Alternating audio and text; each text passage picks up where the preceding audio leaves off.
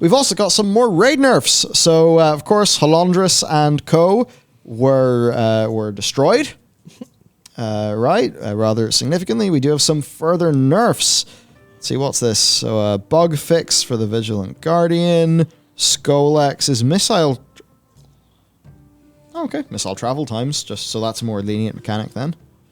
For the sausage, the duration of the disintegration halo debuff is 5 seconds out of 6 in heroic. 1 extra second to not get doubles hit. What was it on normal? Way more lenient, I suppose. I can't remember. Didn't matter. It was so small you could almost not fuck it up if you tried. Zymox, we have one of the ads is weaker and the debilitating ray periodic damage decreased. I guess that's a fair, like, that is like the hard part of it's interesting because some of the stuff that kills people. Yeah, but that's the part that's like how do I put this? It's not like you've done the mechanic wrong. This is like a soft skill part of the fight, which is one of the things that obviously WoW has it is really, really strong about it. Like, the difference between a group who has a tank who keeps gore fiends for that, like a DK who keeps gore fiends for that, and then you have a stun rotation and interrupt rotation. So it's like that kind of soft skill difference, I think, is really actually interesting to nerf that. That means players who can do mechanics but are naturally generally worse or less coordinated will have a better time. I think that's interesting. Yep. Wildstorm has been removed from the prototype Pantheon. The mechanic's gone on normal and Raid Finder. Which one was Wildstorm? Yes. As a healer, I should know this. I barely know. Is that the one where the is that just the AoE damage? I think that's just AoE damage from... Oh, the sinful projections are removed in heroic difficulty. Jesus Christ. Decrease the health of the ritualists by 30% normal and 15% in heroic. Huh. I thought the whole point is you were supposed to feel like a smidge pressured by those, like you actually had to swap. But 30% nerf on normal? And wow, okay. This is just the constant thing of... And, okay, this is... I have a weird thought on this, right? Two, okay. Number one, they definitely are looking at their analytics going, why are the fucking people not clueless? Why are there so many wipes? This shit isn't hard. They're wiping despite having a much higher level of gear than we expect. Okay, this is clearly overtuned by our standards. But to me, it also says that the gearing cycle isn't working. Yeah. Because if you have to nerf your raid so much, so often, then clearly you either need more difficulties for more players, or your gear's not doing the job. I mean, that's the thing. The year is 2027. Yeah. World of Warcraft's new raid has 15 World of Warcraft's new raid has monster power from Diablo. It makes sense, because right now there's already...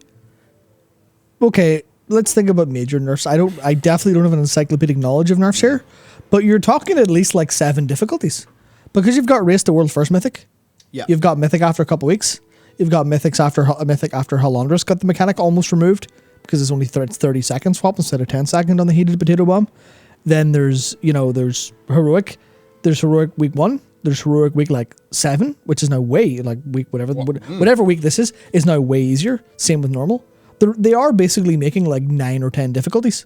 They're just time gating the difficulties, so it gets easier over time.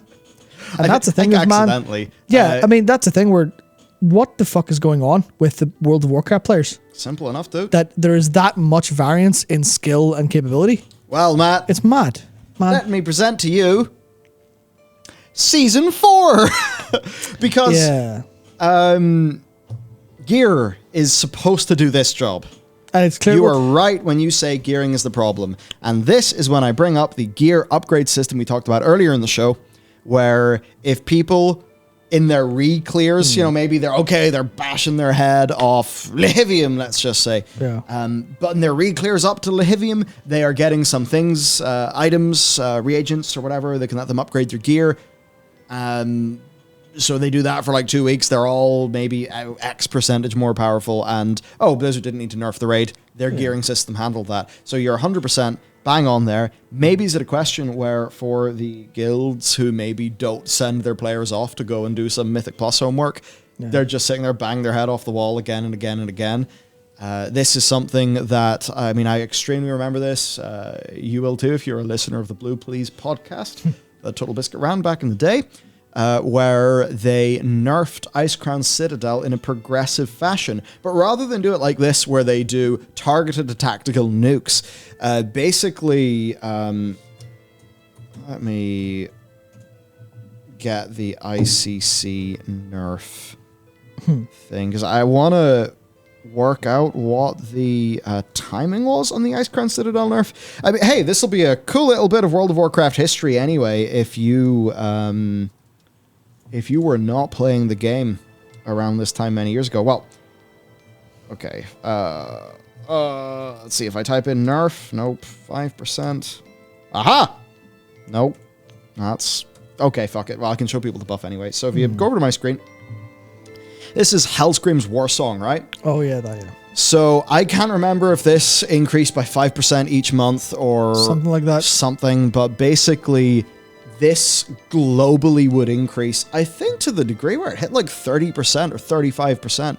Like, legit, you have 30% more health, you do 30% more damage, and 30% more healing. Just like that. Now, they never did this mechanic again, but I mean, this is basically what they're doing now-ish. Yeah, they're just that now they're trying to be targeted. Yeah. And they're also not doing it in-game where there's a low reason for it. This is literally, you show up next week, and if you don't read the fucking patch notes, you don't know why the mechanic's missing. Yeah, so And that's the stuff that it feels like they don't know what the fuck they're doing. That's what it feels like. I mean, they probably planned this because, sorry, someone said it in chat. Let me just find who it was. Yeah, it was Hats for Cats said, overtuned raids by design, planned monthly nerf cycle. I doubt it. That's what it feels like that. That's what it feels like. The players, you're just making this easier and easier over time. Is this just to placate people who are too bad at the game to kill them?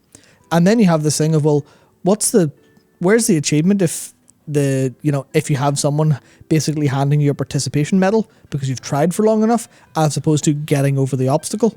Now the thing that's hard then, is we can say all of this.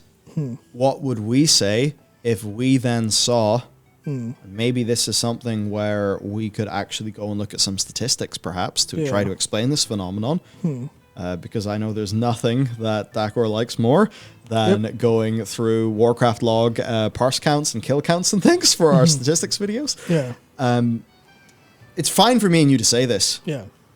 It might be a different situation if we were saying this or thinking about this when presented with a big, scary graph. Yeah. That is all going in the wrong direction, and your team lead has been told by their team lead, hey, this is overtuned by our internal benchmarks. We need to increase these player numbers. Look at this graph. We're bleeding players. Oh my God, these people, what if they don't come back? Yeah. It's a thing of like different incentives. And it's very easy. I guess it's very easy to speak about the principle. And it is harder because a principle is only truly a principle if you hold it when it is tested. Yeah. So it's very easy to just talk about this principle.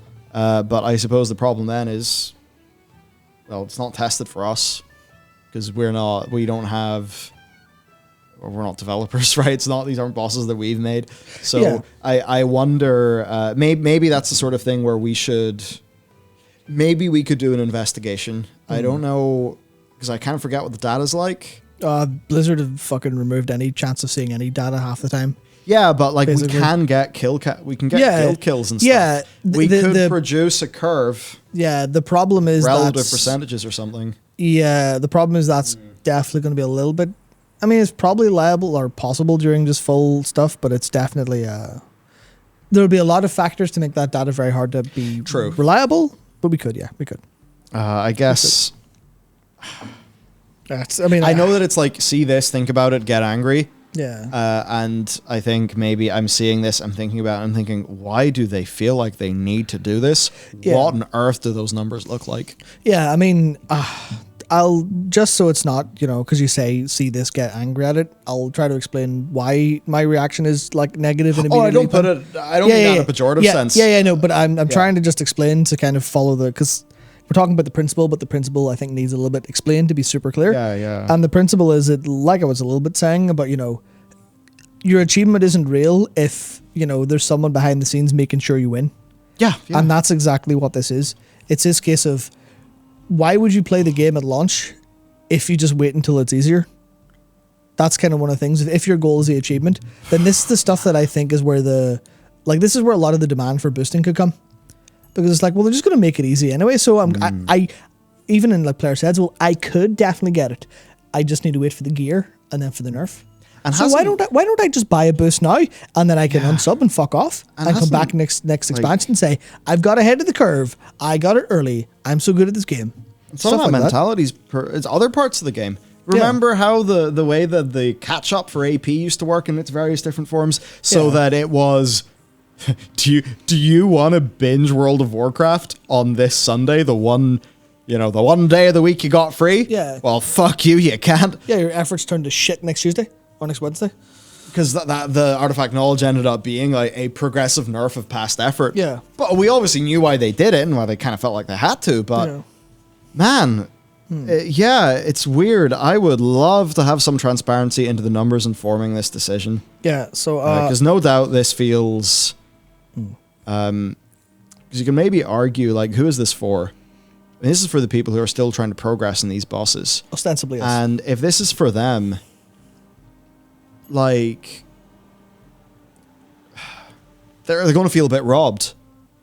And even if they don't feel robbed, it's a thing of participation medals don't incentivize people to get better. And I think there's so much of the challenge, like the idea of challenge video games, and this is literally me speaking like philosophically of what I love about video games. I love the fact that there's a challenge and you rise to it. That's what a lot of people have enjoyed about Elden Ring. Obviously the exploration, but a lot of people are having their first time with, oh shit, yeah, I can go and this boss is kicking my ass, and I've two ways around it: smash my face against the wall until I get through and get good and get through, or as Elden Ring did a substantially better job than other FromSoft games, is give the opportunity of go and find an external way to be stronger, to be better in the game, but you felt like you earned it because you went and leveled up through stuff, or you went and got better gear, you got a spell that helped you actually deal with this boss specifically.